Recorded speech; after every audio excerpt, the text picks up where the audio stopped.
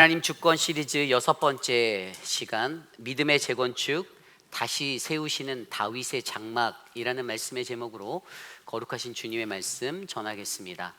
믿음의 재건축, 다시 세우시는 다윗의 장막. 여러분, 재건축에 대한 정의를 어떻게 알고 계십니까? 이 재건축이라고 말하는 것은요, 집이나 아파트, 어떤 빌라와 같은 건물들이 기존에 있던 시설들이 매우 노후화되었을 때 그 지어졌던 건물을 다시 헐고 그 자리에 다시 건물을 짓는 것을 일반적으로 재건축이라고 말합니다. 이 대한민국 국토교통부에서는요, 예전에는 40년의 시간을 주었어요. 그러니까 40년이 넘지 않으면 재건축을 허가하지 않았거든요. 근데 2019년도인가 법이 바뀌어서 30년으로 그 시간이 좀 단축되었습니다. 그런데 이러한 재건축에 관한 것들을 생각해 볼 때 이러한 생각이 가장 먼저 듭니다. 왜 재건축을 하는가? 그것에 대한 답은요, 아까 제가 설명드린 대로 건물이 노후화되었다라는 거예요. 좀 더 다시 말하면 이것은 이 안전에 관련된 문제잖아요. 건물이 오래돼서 안전하지 않다.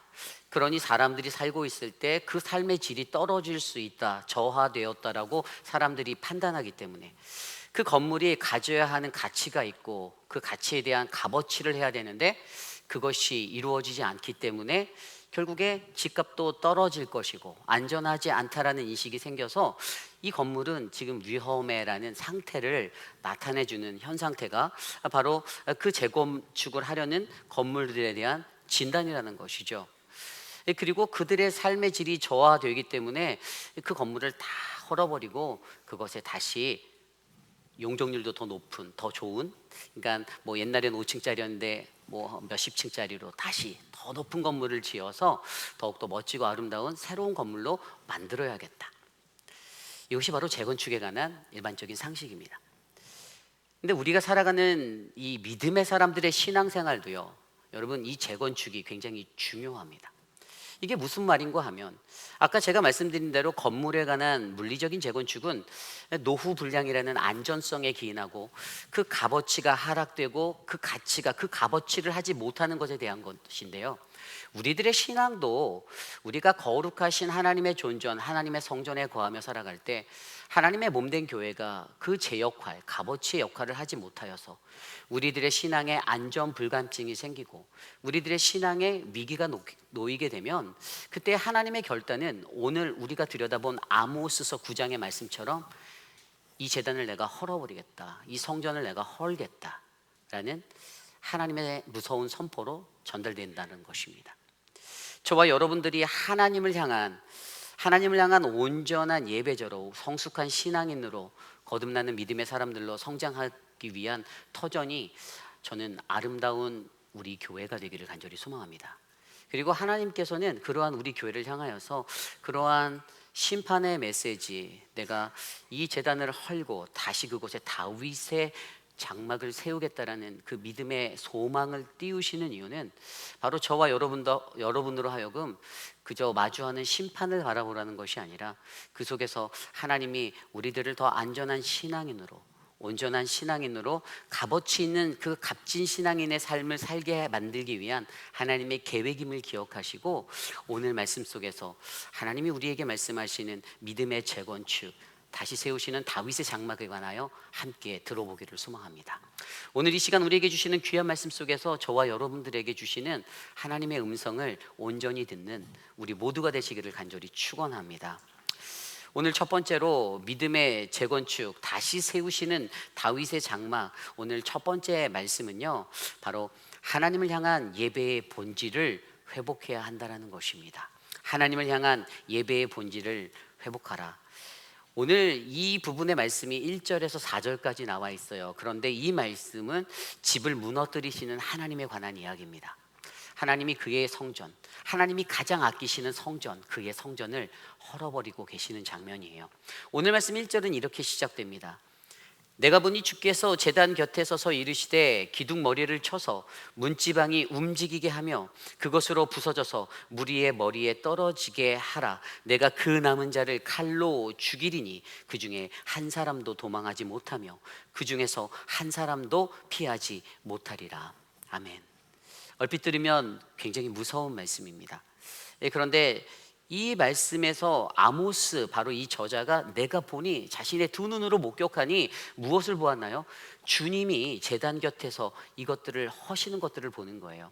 좀 더 정확하게 말씀드리면 하나님의 성전의 기둥을 그 머리를 쳐서 이 문지방이 흔들리게 하여서 기둥과 지붕이 무너지게 해서 그 안에 거한 모든 이들이 다 죽게 되었다라는 것입니다.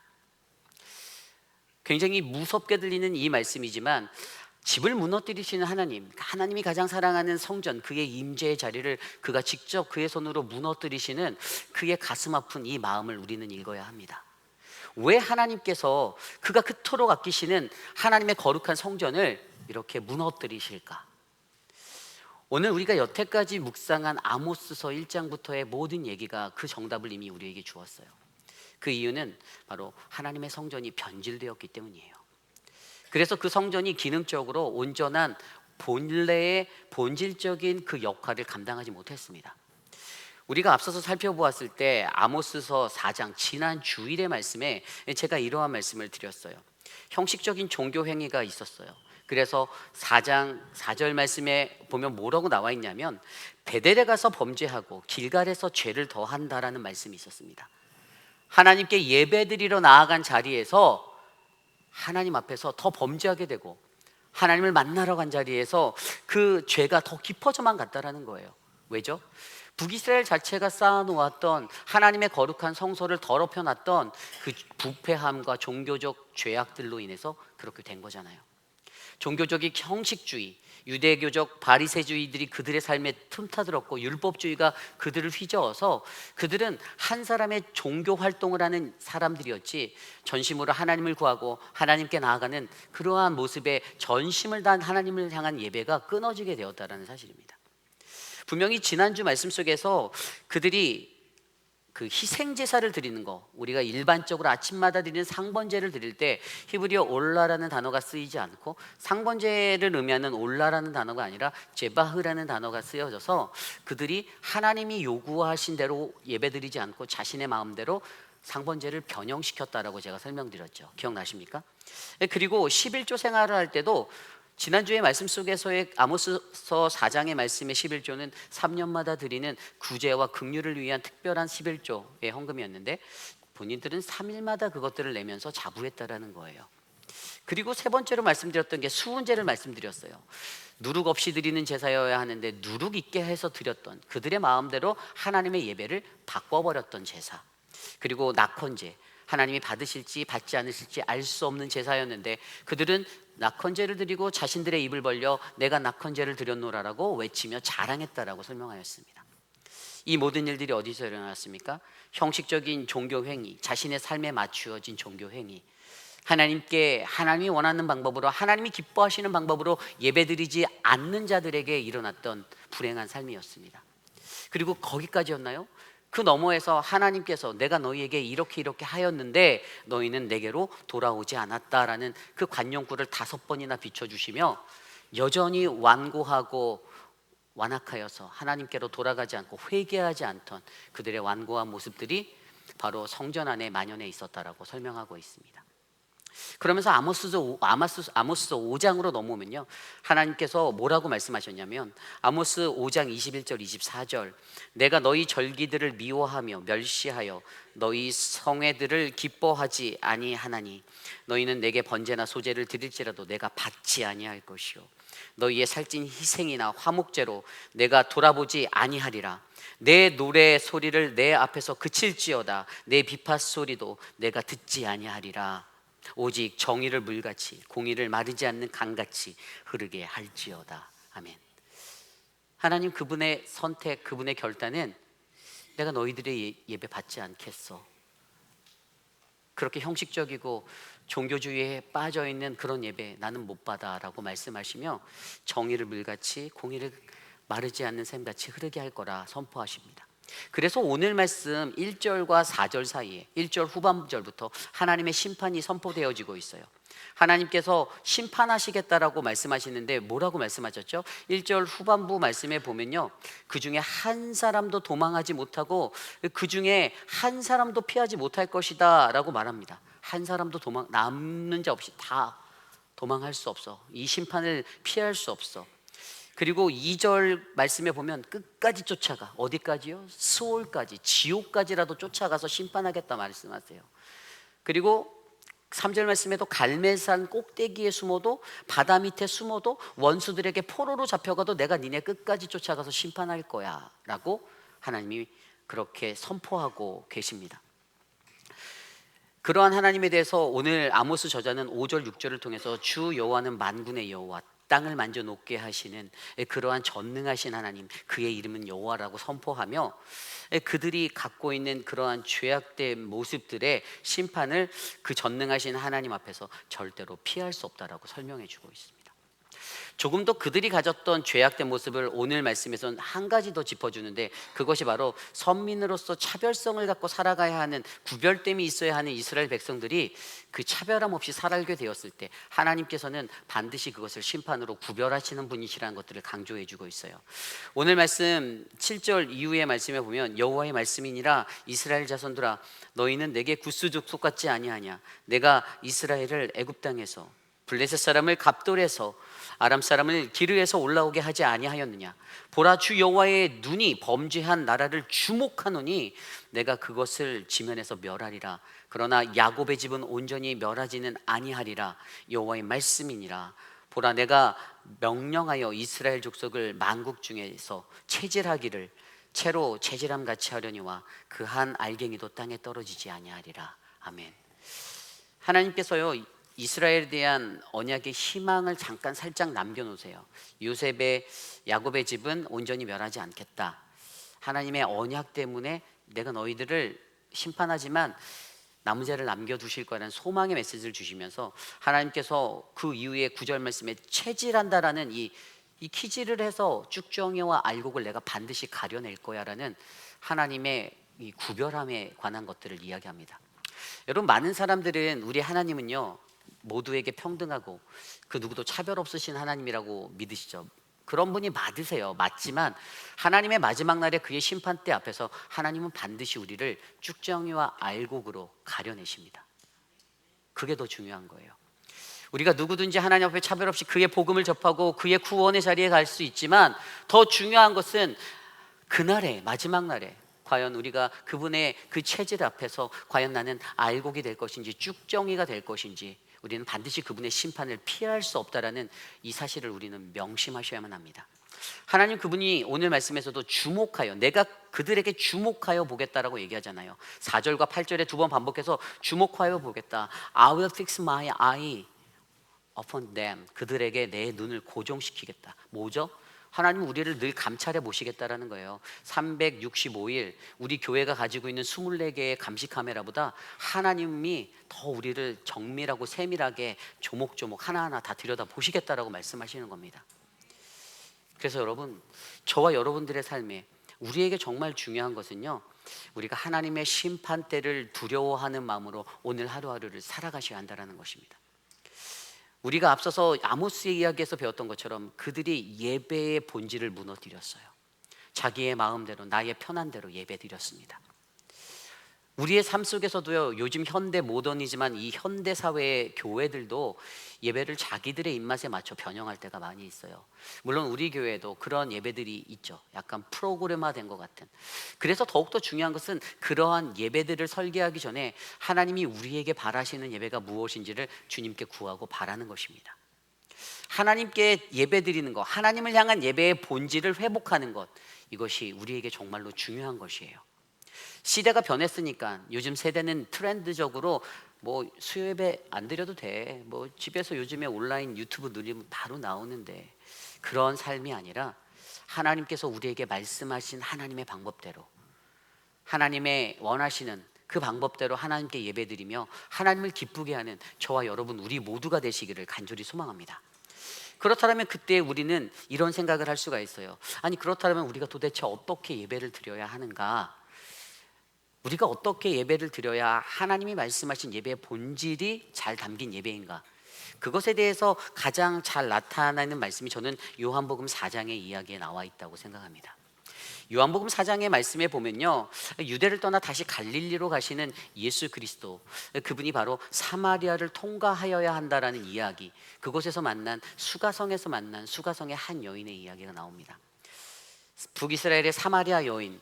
근데 그 여인이 우물에 물을 뜨러 왔는데 예수님께서 그에게 물 한 대접만 주오라고 부탁하셨죠. 그러자 그 여인의 반응은, 다른 유대인들이 나와는 상종도 안 하는데 당신은 도대체 누구이기에 나에게 이 물을 달라고 하냐. 그러자 예수님께서 뜬금없이 이러한 얘기를 합니다. 내가 만일 하나님의 선물과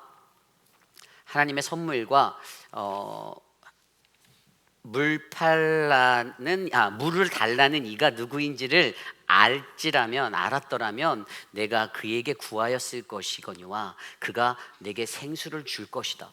아니, 뜬금없이 물 달라고 하고선 이런 얘기를 던지는데 여기서 굉장히 중요한 핵심이 나와요.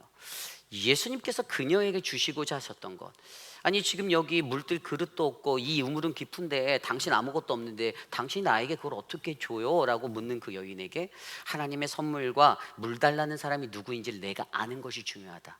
여러분, 이게 바로 예배의 핵심이에요. 어떻게 하냐고요?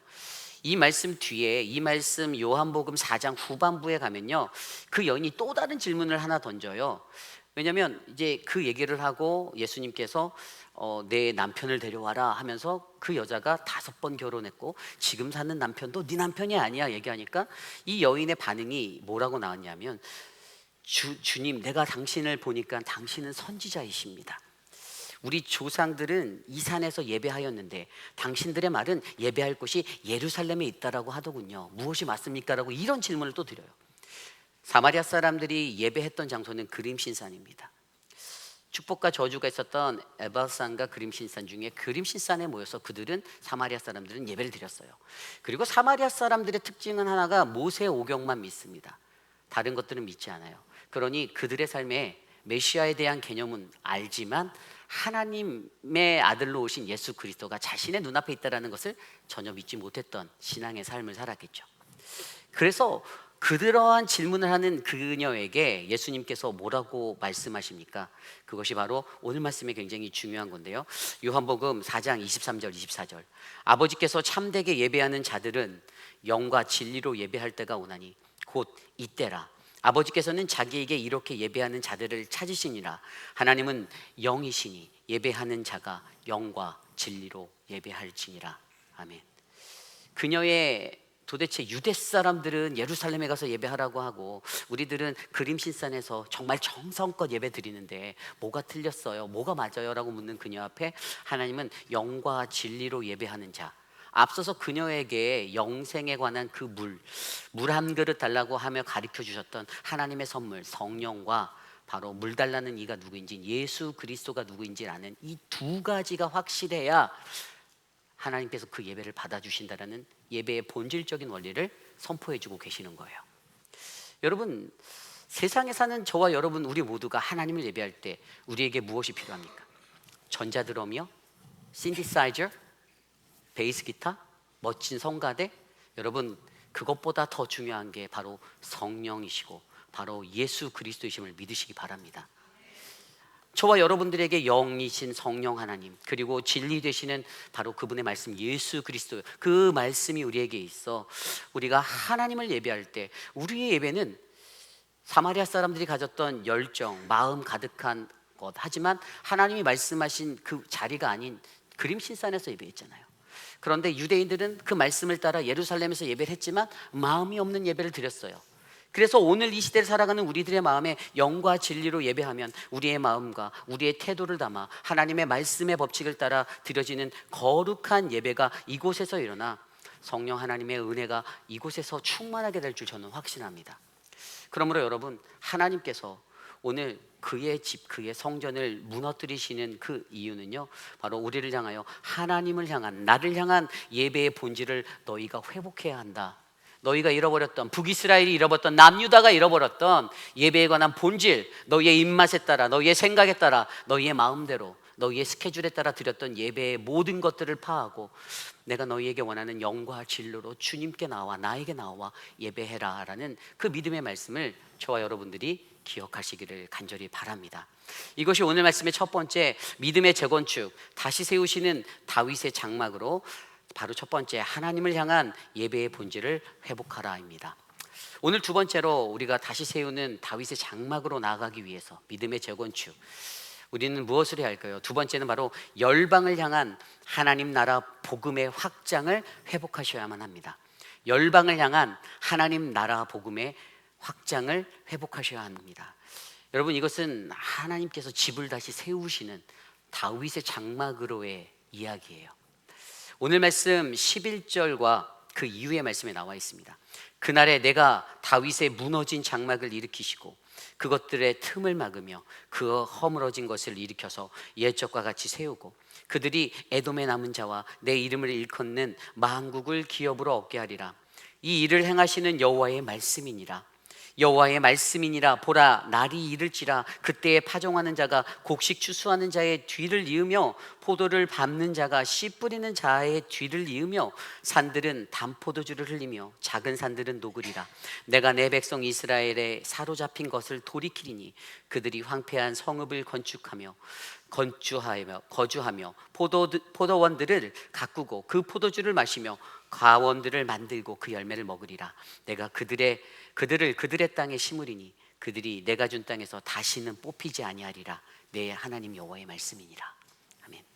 지금 읽어드린 11절부터 15절까지의 말씀에 하나님의 회복의 약속 5가지가 담겨져 있습니다. 첫 번째는 11절에 나온 대로 내가 다윗의 무너진 장막을 일으키겠다라는 것이었어요. 두 번째는 허물어진 것을 일으켜서 옛적과 같이 다시 세우겠다, 회복시키겠다, 내가 고쳐 쓰겠다라는 것이에요. 그리고 세 번째는요, 13절 말씀에 나와 있는 대로 가나안에서 누렸었던 그 풍요와 번영을 너에게 다시 허락해 주겠다라고 말씀하십니다. 그때에 파종하는 자가 곡식하는 추수의 자를 뒤를 이으며, 그리고 네 번째는 이스라엘의 그 귀환과 회복을 일으키시겠다. 사로잡혔던 너희들을 다시 돌이켜 오겠다라고 14절에 말씀하시고 15절에 그들에게 영원한 것을 다시 약속하신 대로 지켜 행하겠다. 그 땅에 내가 그들을 심고 다시는 뽑히지 않게 하겠다라는 하나님의 영원하심을 허락하여 주십니다. 이 5가지의 약속을 주는데, 여러분, 하나님께서 자신이 그 집을 다 헐어보시고 다시 세우는 그 단계에서 여러분, 하나님이 말씀하시는 이 은혜의 말씀이 여러분 이루어졌을까요? 안 이루어졌을까요? 이루어졌습니다. 이루어졌어요. 어떻게 하냐고요? 사도행전 15장 말씀에 오늘의 이 말씀이 그대로 인용되어져서, 정확하게 말하면 11절과 12절 구절이 그대로 인용되어져서 야고보의 입을 통해서 공회 앞에서 예루살렘 공회 앞에서 선포되어지고 있어요. 이 사도행전 15장의 이야기는 사도 바울과 또 그 외의 사람들, 안디옥 교회에서 이제 이방인들의 할례에 대한 문제로 서로 이렇게 논쟁이 일어나게 됐던 시대의 이야기예요.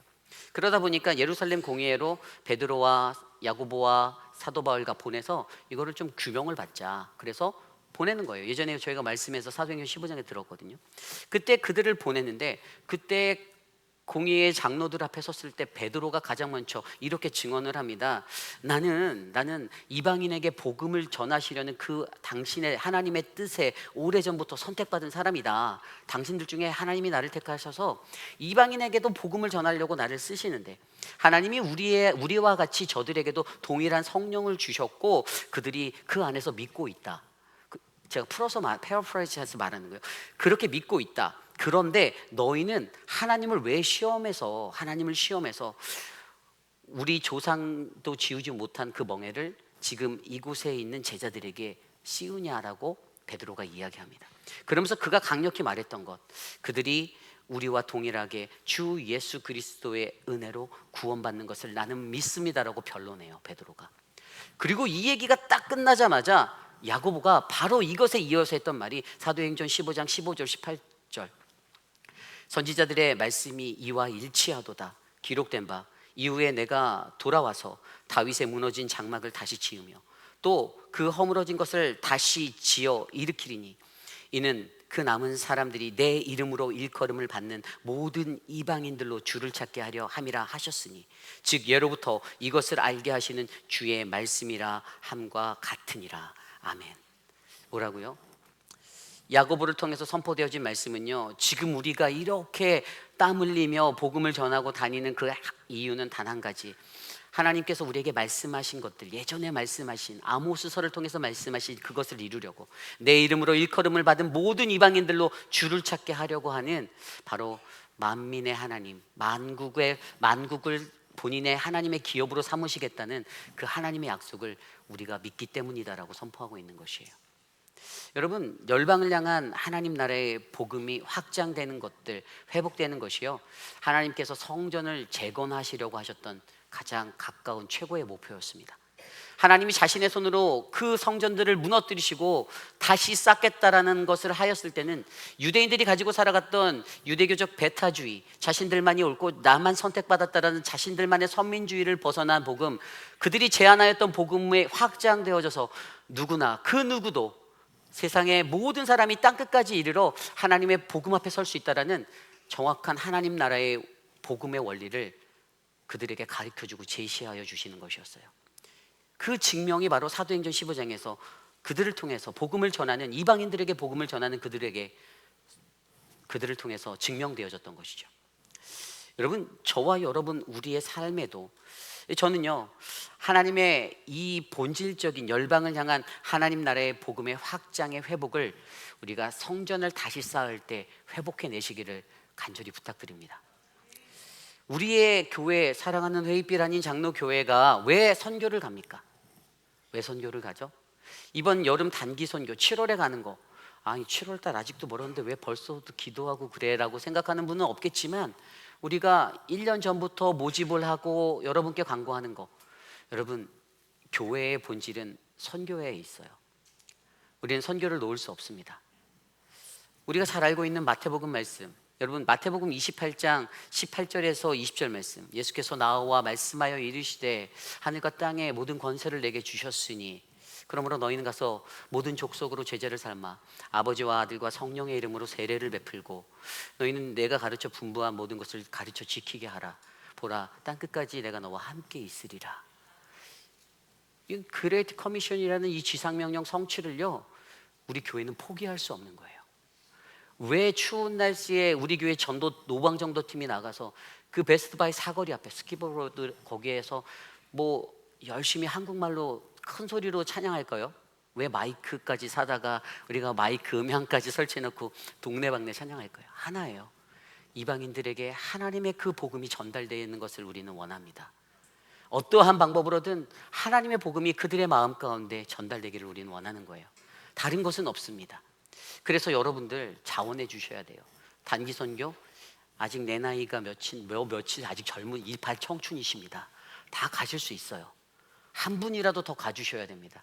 내가 걸음이 좀, 걱정 마세요. 이태호 장로님 아니면 제가 업고 다니시겠죠. 갈 수 있습니다.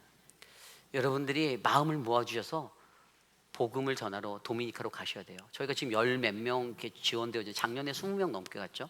조금 저랑 장로님이랑 걱정을 했어요.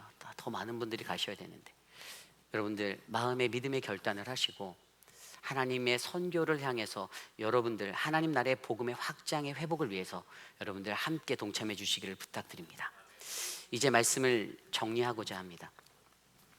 우리는 우리의 인생을 살며 저와 여러분들 앞에 놓여진 수많은 어려움 가운데서도 하나님이 우리의 삶을 재건축하시려는 것 앞에 불편할 때가 있습니다. 나 지금 괜찮은데, 편한데 왜 이걸 허무시려고 하지? 신앙생활 하다 보니 여태까지 잘 살았는데 갑자기 새로운 목사가 짠하고 나타나서 막 교회에 막 이것저것을 막 손을 대요. 막 그런데 막 불편해요. 안 했으면 좋겠는데, 이전에는 멀쩡했는데 왜 그럴까? 하나님이 왜 그것들을 손을 대실까? 왜 하나님의 성전을 다시 다 허무시고 왜 하나님께서는 그곳에 다시 하나님의 집을 세우시는 그 역사를 왜 하실까? 여러분, 하나님의 재건축은요, 아까 말씀드린 대로 우리가 온전하게 완전한 신앙인으로서 그 온전한 값어치를 할 수 있는 사람으로 우리를 세우기 위해서 하나님이 일하시는 거예요. 그리고 심판이라는 것은 막연하게 두렵고 무서운 것이 아니라 그것을 이루기 위한 그저 하나님의 작은 도구의 하나에 불과하지 않습니다. 하나님 앞에 혼나는 게 무서워서가 아니라 하나님 앞에 그 심판을 마주하며 내가 자복하고 회개하고 하나님께로 돌아가 하나님의 사람으로 내가 거듭날 때, 여러분, 우리 교회는, 우리의 가정은 하나님의 복음이 살아 넘치는 생명력 있는 그 복음의 역사가, 예배의 본질이 회복된 하나님의 복음의 확장이 온전하게 드러나는 믿음의 처소가 될 줄 저는 믿습니다. 우리 회빛라는 장로교회가 그러한 교회가 되기를 소망합니다. 여러분들의 가정마다 피 묻은 그리스도의 계절이 와 그러한 은혜가 넘치는 그러한 계절이 우리에게 올 줄 믿습니다. 여러분, 믿음의 재건축을 위해서 다시 세우시는 다윗의 장막으로 나아가시기를 부탁드립니다. 원래 다윗의 장막이요, 이 기원이 여러분 BC 1050년도에 다윗 왕이 언약궤를 블레셋에서 뺏겼던 그걸 다시 가져와요. 무려 그 시간이 75년이었어요. 근데 그것을 가져왔는데 다윗성이 아니라 그것을 놓을 자리가 다윗성 옆에 있는 다윗이 천막으로 쳤던 다윗의 장막이라 불리는 이 터블런스 같은 그곳에 40년 동안 놓아요. 그리고 하나님의 성전이 지어져서 솔로몬의 때에 그 성전이 지어져서 그때 그곳으로 안치되어서 옮겨지는, 사실 그래서 뭐 넓은 의미에서는 다윗의 장막하면 이스라엘의 영광이잖아요. 이스라엘의 그 찬란했던 영광의 시간. 그런데 좁게 들여다보면 다윗이 그 장막 안에서 40년 동안 그곳에 놓고 하나님을 찬양하고 예배하며, 다윗이 얼마나 기뻐했어요. 블레셋 사람들로부터 뺏어온, 되찾아온 언약궤를 가지고 돌아오는데 사무엘하 6장에 보면 여호와의 언약궤 앞에서 팔짝팔짝 뛰면서 춤추고 오는데, 아이고 망치케라라고 그의 딸이 그렇게 업신여겼어요. 그런데 하나님 앞에 예배하는 진정한 예배가 무엇인지를 감격을 안 그 다윗은 오늘 내가 예배할 수 있는, 하나님 앞에서 내가 춤추며 노래할 수 있는 이 예배의 감격을 잊지 않으려고 자신의 장막 옆에, 자신의 성 옆에 다윗의 장막을 지어 그것과 함께 했다라는 거예요. 그곳에서 하나님을 예배하는 영광. 저는 오늘 이 시대에 수많은 교회가, 수많은 그리스도인들이 잃어버린 예배의 감격과 예배의 감동이 우리의 예배 안에서 회복되어지기를 간절히 소망합니다. 하나님을 향한 예배의 본질을 회복하시길 바랍니다. 영과 진리로, 성령과 예수 그리스도로 충만한 예배를 만드십시오. 하나님 나라의 복음의 확장을 위해 회복하는 그 역사를 우리가 말씀 안에서 경험하고 세상에 나아가 복음을 들고 나아가 선포하는 믿음의 교회가 될 줄 믿습니다. 그러한 마음으로 이 시간 우리 모두 자리에서 일어나 함께 찬양하기 원하는데요, 오늘 말씀을 준비하며 저는 이러한 찬양이 생각났습니다. 세상 모든 민족이 우리 함께 찬양하겠습니다.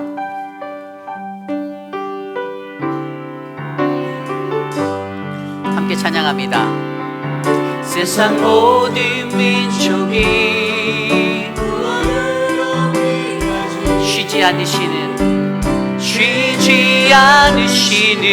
하나님, 주의 심장 가지고 우리 이제 일어나 주 따르게 하소서. 세상 모든 육체가 주의 영광 보도록 우리를 부르시는 하나님, 주의 손과 발 되어 세상을 치유하며 주 섬기게 하소서. 우리 바다 덮음같이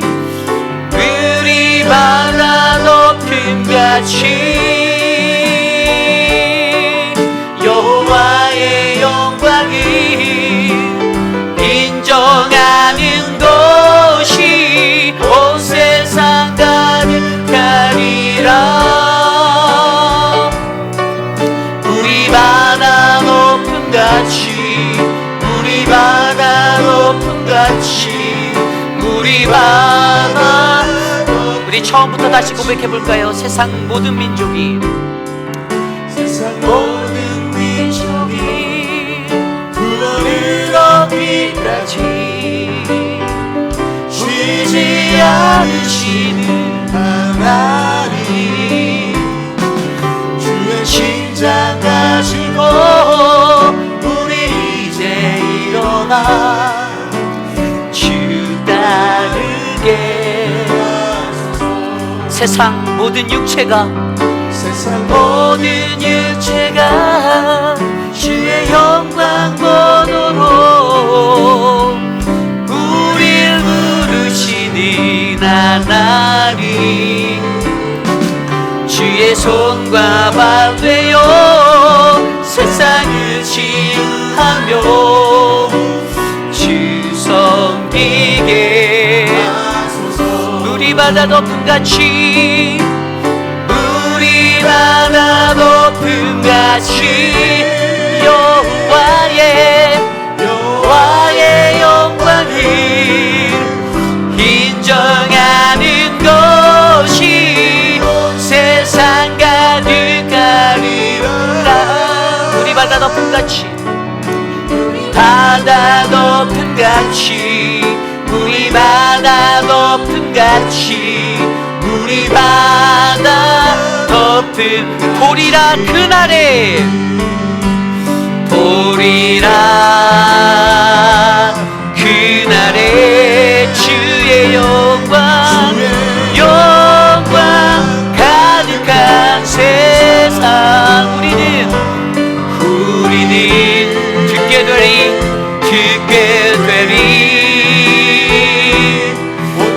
산 가득한 승리의 성. 물이 바다 높음같이 물이 바다 높음같이 여호와의 인정하는 것이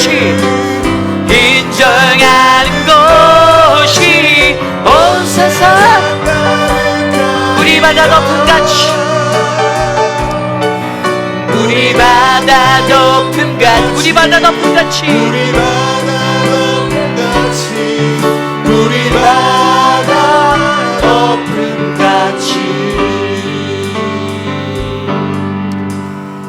참으로 존귀하신 하나님, 주님의 은혜에 감사드립니다.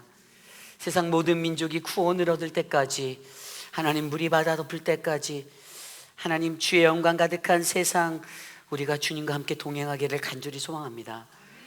우리 회입빛 아닌 장로교회가 그 복음의 전초기지가 되어 이 땅에서 믿음의 재건축을 이루는, 다시 세우는 다윗의 장막이 되게 하여 주시옵소서. 사랑하는 미스터 드레이크, 하나님이 지켜주시기를 간구합니다. 콩팥이 나빠져서 고통받는 그 삶에 하나님 은혜를 베풀어 주시고, 옆에서 돌보는 강경옥 집사님, 하나님 등이 아프지 않도록 만져주셔서 건강으로 잘하도록 인도하여 주시고, 사랑하는 아들이 이곳에 와서 근무할 수 있는 그 모든 것들을 원하며 기도하오니 하나님 응답하여 주시옵소서.